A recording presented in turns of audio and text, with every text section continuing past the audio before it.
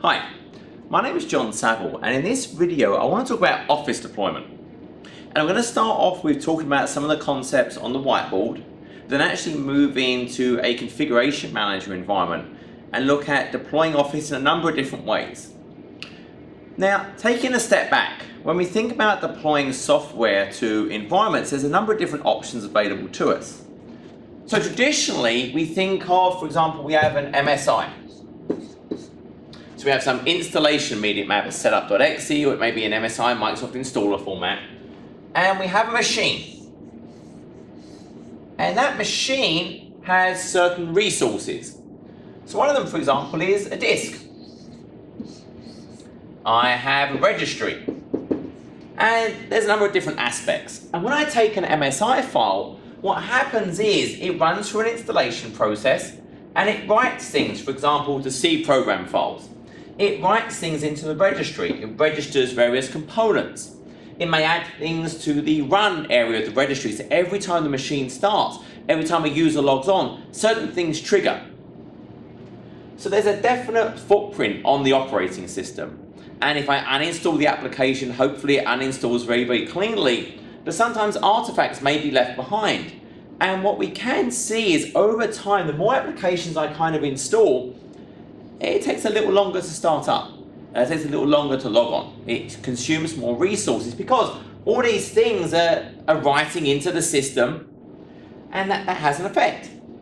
Now, another option is virtualizing the application. So we think of something like app-v. Now with app-v, I have exactly the same machine. It still has a disk, etc., and it has a registry. But this time what happens is the application has been virtualized. And what that means is the application is still running on this machine. If I fire up Task Manager, I'd see winword.exe, for example, or powerpoint.exe. But it basically creates a bubble. So it's kind of a bubble running that's unique. It's like a sandbox for that application. And what happens is there's a stream. Somewhere there's a server. Let's delete that. There's a server somewhere that has kind of a stream of the application. And when I launch Word, it pulls down that information. And there's various virtual layers. There's a virtual file system, a virtual registry. So if I just think about the file system, I have this virtual file system, and there's the real file system underneath of the actual operating system. But WinWord, for example, lives in that virtual file system. The application doesn't know this. When I fire up Word, it goes through the virtual file system first, where it finds all its files. It finds stuff that would have been written to C program files. There's a virtual registry layer as well that sits on top of the operating system's real registry. It finds all its application registry settings in there. Now I can still get to the underlying file system of the OS because there's various DLLs I want from the OS, but I can't write to that. If I try and write, it gets captured into kind of this virtual layer. So now there's no artifacts on the actual OS. There's nothing written to the file system. There's nothing written to the registry. It's all contained in these virtual layers that's part of this bubble. And if I have multiple virtual applications, they each run in their own virtual bubble, with their own virtual file system, virtual registry. It avoids some of that DLL help, so the application compat where apps will conflict with each other. So this is a great solution for that. Now the way this works at a very, very high level is I talked about this stream that contains all these virtual file system, virtual registry, etc. The way I get that is I have a machine. I call it my sequencer. It's a very clean operating system. There's nothing on it at all. And what I essentially do to this machine is I install the software using the MSI or the setup.exe or whatever. And the process kind of looks, what changed? What did it write to the file system? What did it write to the registry? What did it try and register with the system? And as it's doing that, it creates that stream that represents all those various virtual layers. Then the next thing it does is start the application. The reason it starts the application is if I think of Office, maybe it's a gig in size. But to actually launch Word or PowerPoint or Excel, I only need 200 megs.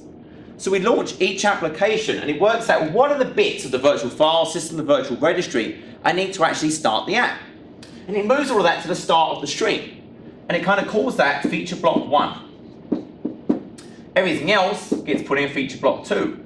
And that's fairly proportional to what we commonly see. It maybe is 20% goes in that feature block 1, what I actually need to start the app. This is word art and clip art and whatever else we have, things that I don't actually need to launch. So what actually happens is here, when I launch this app, it first of all pulls down that feature block 1, which gives me enough to launch the app. Then in the background, it pulls down the rest of kind of feature block 2, and it's cached. So the only thing we actually write to the file system is we have a cache file for all virtualized applications. We want to do that because I don't want to have to pull it down from the network every single time I launch an app. The reason we pre-cache feature block 2 is maybe I'm in the office with my laptop and I get Word and I start Word. I don't do very, very basic stuff. Then I go and get on a plane and I say, hey, I want to do some fun word art or clip art. We wouldn't be there. It would crash. And so feature block 2 is cached straight away so that if I do disconnect from the network, I still have all those capabilities available to me. But the huge benefit here is there's no artifacts on the machine really. It's very clean. There's no challenge with apps clashing with each other. It's very, very fast to deploy. There's no installation. It's already installed in this stream. I'm just overlaying those parts onto my operating system. If I go ahead and update this, maybe there's a new version, it only pulls down the deltas, the changes to that stream rather than the whole thing again. So it's very, very efficient. I get up and running very, very quickly. And so this is generally kind of this virtualized app is a preferred method in most sort of desktop architectures. So these are those two main methods I think of deploying software. MSI, virtualized with app-v. Traditional Office 2013, Office 365 click to run. Office 365 click to run is using app-v5. app-v5 has a number of benefits over the previous app-v 4.6. Mainly around how I can link different virtualized apps together. We have something called dynamic suite composition in app-v 4.6. It's now connection groups in 5. It's much, much easier to maintain. It's much, much easier to interact with things on the OS. I can register things in a virtualized app with the OS, so it behaves almost like it's locally installed, so much, much cleaner. Then there are other options for apps. I'm going to shrink this down for a sec. I can think about maybe I have a server somewhere, and I install Office on this using app-v or MSI, it doesn't matter. And then I have a desktop, and I click an icon. But what it actually does, it uses like Remote Desktop Protocol or XenApp from Citrix. And the app actually launches on the server. It launches in a session for the user, and it just streams the pixels down of the Word window. My mouse and keyboard presses get sent back up to the server. So the app's not running on my box at all. So it's almost no resource use on my box. It's all running on that server, and it's just streaming the pixels back and forth, and the keyboard and mouse, etc. So that's maybe useful if the machine doesn't have the power to run Office.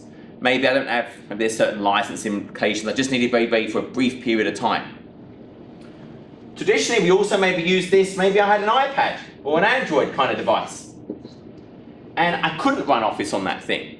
So I could just make the Word window show up on that device. That was kind of another option available to me. Now, there's kind of better options now if I think about an iPad or an Android, because now we kind of actually have native apps. We can download them from the Apple Store or the Google Play Store, whatever.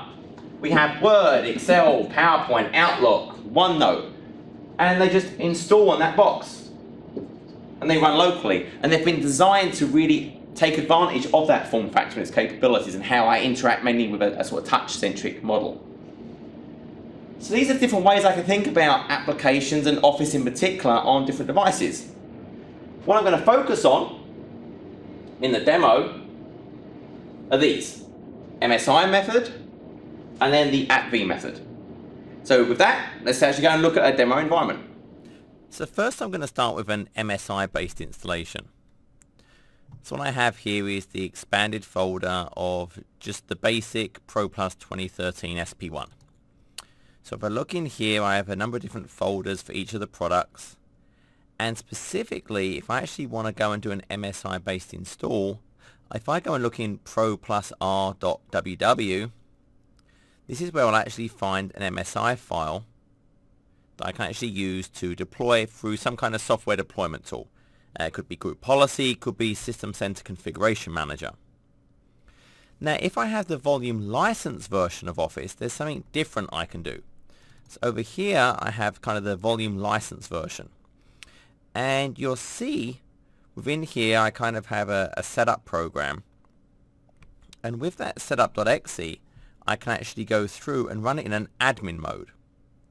So if I, from here, fire up, run, and what I'm going to do is just drag that over to here. If I add /admin, what this opens up is the Office customization tool. So I can actually go through here and customize what this installation is going to look like. Various settings, licensing, and at the end of all of this, I can save this as an MSP file. And I would save that MSP file into the updates folder. And then once I have that, I could leverage that actually as part of my deployment to automatically have those customizations. I would also customize how I deploy within Configuration Manager. But I'm going to assume maybe you don't have that. So I'm going to work on the basic Pro Plus. So in Configuration Manager, it's actually a very simple process. I go to my software library, Application Management, and Applications. I want to deploy this as an application rather than a package. A package is something I think about targeting a machine, maybe a malware, anti-malware client, a backup agent, a management agent.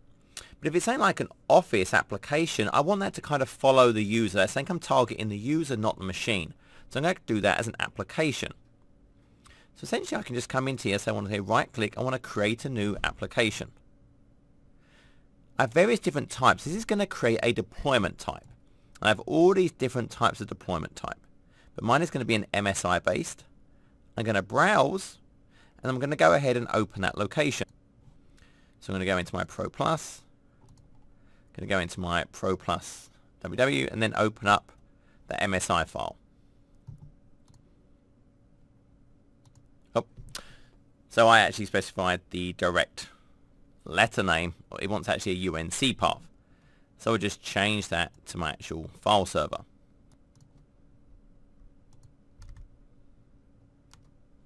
There we go. So let's go reading the information from the MSI. It kind of got that information. And then I can give it additional information. So if the name is Microsoft Office Professional Plus 2013. The publisher will be Microsoft. I could say the software version is 2013 SB1. I could, for example, select an administrative category. So say, yes, this is an Office application. It's got the installation program. I'll say how it's going to be deployed. I'm going to kind of ignore that for now. Click through. And it's now importing that in. And it's going to create a default deployment type of a type MSI, which is essentially what this is doing behind the scenes. So I'm just going to let that carry on. So you can see that's now been brought in. If I click close, what I actually now see is a new application. And it's going to have a single deployment type. If I open this up, what I can see is there's that MSI based deployment type. And for my program, it's using that MSI to deploy and the MSI to uninstall. Now, if I'd have used the volume license version, so only if I was using the volume license and I created that MSP and I customized that, I would replace this with just the setup.exe. I would replace this with the setup.exe uninstall. But I'm not going to do that because I'm not using that volume license edition. The other nice thing I could do, I could copy this. I could create different types of deployment for this. But one of the things I do like to do here is for this deployment, I can set requirements. And one of the kind of great things I can do is we'll say Office has certain sets of requirements. So I can say add. And the device itself, for example, I need the device to have, so total physical memory by default. is greater than or equal to 2 gigabytes. So I'm setting requirements to be able to use this. I might say, well, in addition to physical memory, I need a certain amount of disk space. So to use this on my system drive, I need greater than or equal to, maybe we say 2 gigabytes again. And I might be, well, for the operating system, I only want to deploy this to maybe Windows 8 and Windows 7. So I'm setting those requirements about what I might want to do. Now I might also say, well look, I only want to deploy the MSI version if from a user perspective, this is their primary machine. So I say primary device equals true. If it was not their primary, maybe they're using a colleague's machine, it would not use this, it would not deploy this version. So only if it's their primary device do I want to deploy the MSI version of this. So I would go through and it would update that with those various requirements. Now I can add additional deployment types. If I right click, because the whole point here is I want the application to follow the user. That's the big difference between SCCM 2012 and kind of prior versions. In 2012 these applications focus on the user and following the user. So I might say, well look, this is an MSI based deployment if it's the primary machine. I might go ahead and maybe add an app V version, which we're going to do in a second, if it's not their primary machine. Maybe I want to add the iOS version if they're on an iOS device.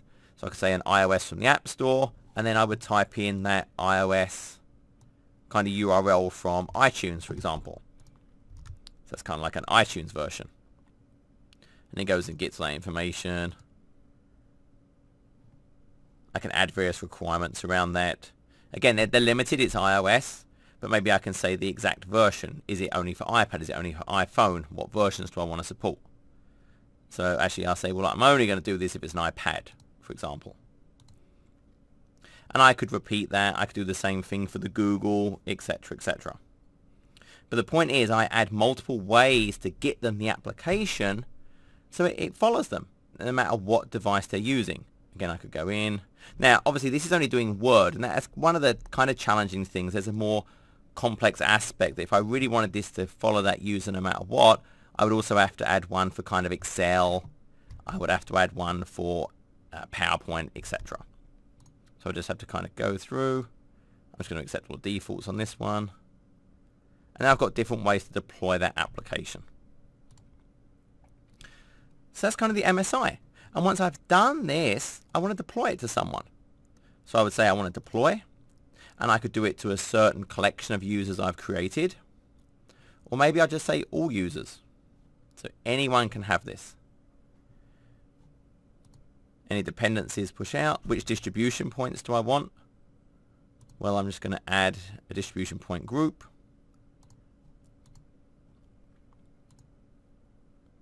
I'll make it available to my users. It's going to display so they have the option. And now that will be available to my users. They go into this kind of software catalog. They would see this available to them. I didn't make this a mandatory deployment. It's just optional. They can select to have it. So that's the MSI based version. Now I want to think about, what about that click to run one? What about if I want to use that instead? I don't want the MSI. I want the kind of the app V version I talked about.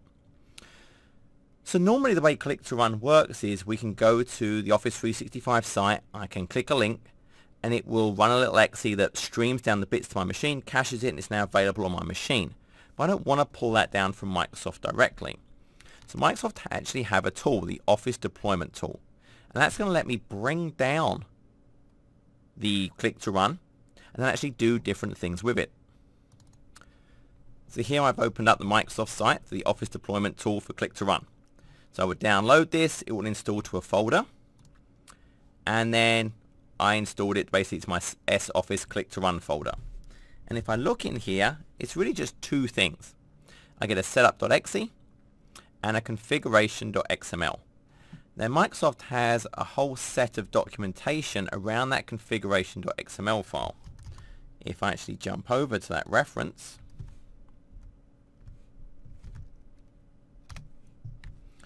this kind of walks through. Oh, that's interesting. Oh, I missed off the trailing bracket. There we go. So there's the reference for this XML file. So if I jump over here and do Notepad, this is my XML. Now by default, everything is commented out, and a comment is represented by this. Kind of the less than, exclamation mark, dash, dash, and then this closes the comment. So I need to uncomment things out.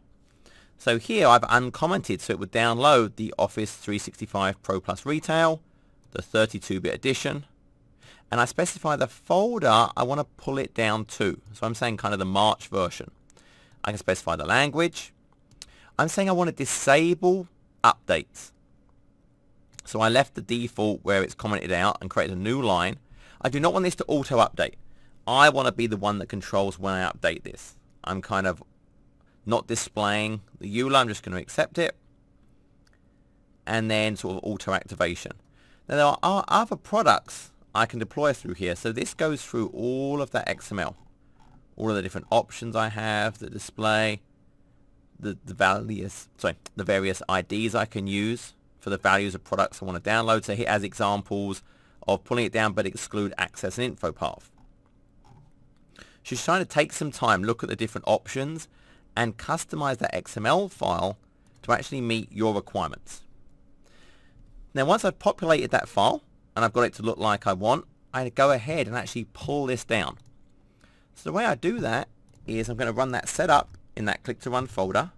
I'm going to say I want to download, and then I'm actually going to go ahead and say I want to use that configuration.xml file. That's going to go ahead and run in the background.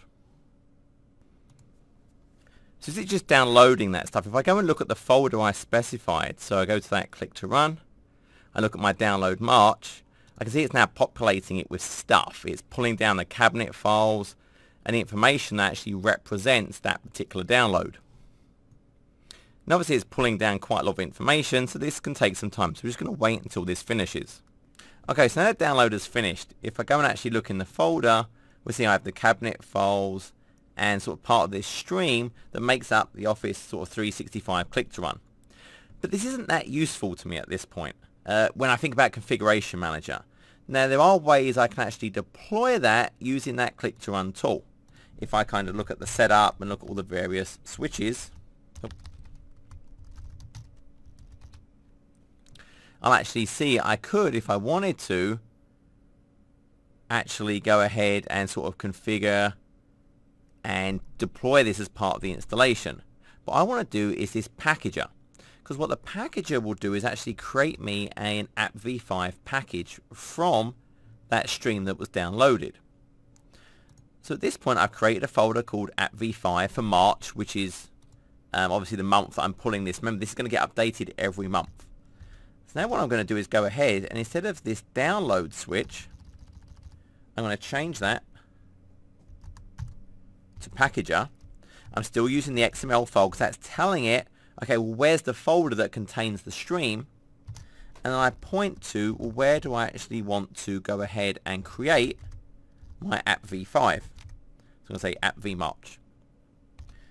And now what this will do is go through the stream and create me that app-v5 package. And this is going to take some time, so I'm going to let this just go ahead and run in the background. So here I can see it actually starting to go through some of that process. It's going through the various data, and it's actually going to go ahead and start creating me that XML package, which represents and then creating the app-v5 package.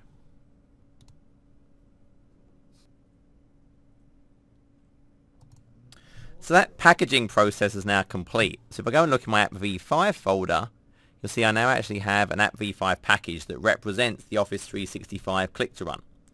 So now I have that, that's something I can actually use in Configuration Manager. Now as I previously talked about, I already created an Office 2013 application, and I could actually go in and create a new deployment type. And within there, I could say, hey, I want to deploy an app-v5, which is the version that the Office deployment tool created. I could go ahead and browse to where I created that click-to-run app-v5 and use that. But you're probably going to pick one or the other. So I'm actually just going to go ahead and create a completely different package. So I go back to my applications, create application. Again, I'm going to go and say, hey, it's at v5. I'll browse to that location again.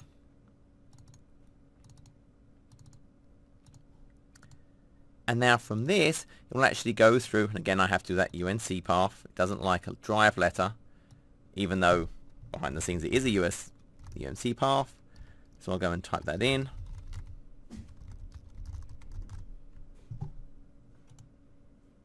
It's going to go and scan that. It's going to understand what's part of that app-v package. It's given it a name. Now I might change this. So I'm actually going to say Office 365, Pro Plus Retail. I'm just going to take that a little bit out. Maybe I'll say click to run, just so I know. Again, I'll say the publisher is Microsoft. And then I can give it a software version. Now if I actually go and look at my package, I can see the folder and the naming it used as part of that initial download. I can see it's kind of, this is the build number that actually represents that. So the package version is actually 1002. I could use that, or maybe I'll just say March, or I don't worry about that. So it's kind of up to you. I might just say, do you know what, it's just the 365. I can go through. This is now going to go ahead and create this within SCCM. So at this point, I now have an app v5 version of Office. If I select it and look at my deployment type, I'm going to have one. It's an app v5. And what it's been designed to do is publish every single part of Office 365. Now I might want to go ahead and, well, actually I don't want these things pushed as part of that. This is how it worked and how it grabbed things. So I'm probably going to want to customize this. This has got so many different parts. This is where maybe I'll say, hey, look, for this version, I do want this particular package to only be deployed if it is their primary device. The nice thing is, though, I can say, well, maybe if it's not their primary device, I still want them to get bits of it, but not the entire package. So I can actually take this, and actually if I go to the properties again, I might say, actually, this is kind of a fairly long name. I'm just going to change this to app v5, and I'm going to say it is their primary. So it makes it a bit easier for me to see kind of what's going on there. I'm now going to copy this. So I'm now going to get a second version. And on this one, I'm going to go and modify this. So this is going to be if it's not the primary machine. So that was the copy. So I'll take out the dash copy and just say not primary. My requirement, I'm going to change this so the primary device equals false. And what I could now do is say, do you know what, I don't want to publish all of this. If it's not their primary, I'm just going to make a few things open to them. I'm going to take all of this stuff away.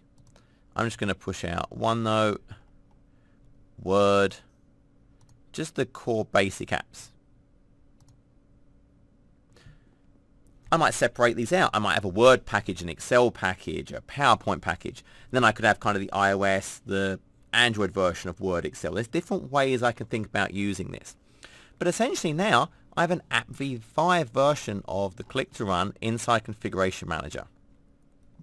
In that XML, remember I set that to false for the update, so it's not going to update. When it comes time to update, I would just repeat this process. I would go through this entire process again, the download, and then create the package. The fantastic thing will be it will have the same package ID within the new app v package I create.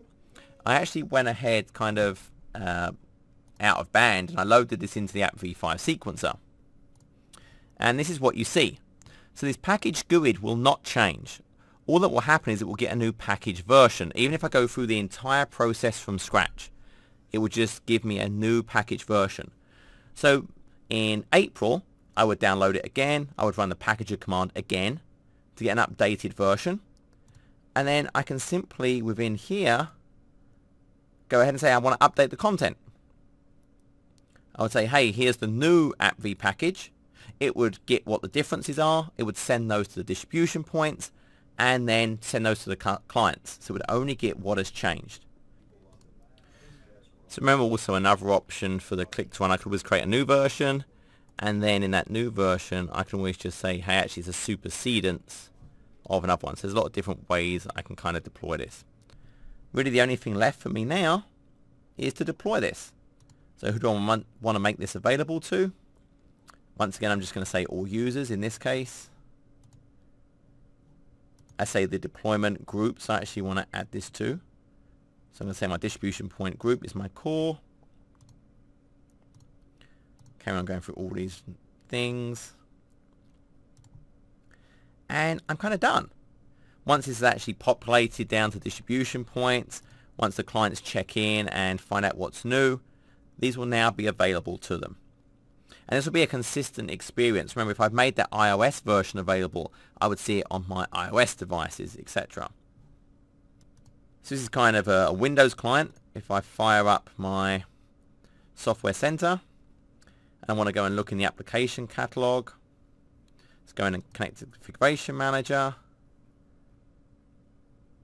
And I can actually now see they've shown up. They're now available to me on my client. I could select one of those and kind of do that installation.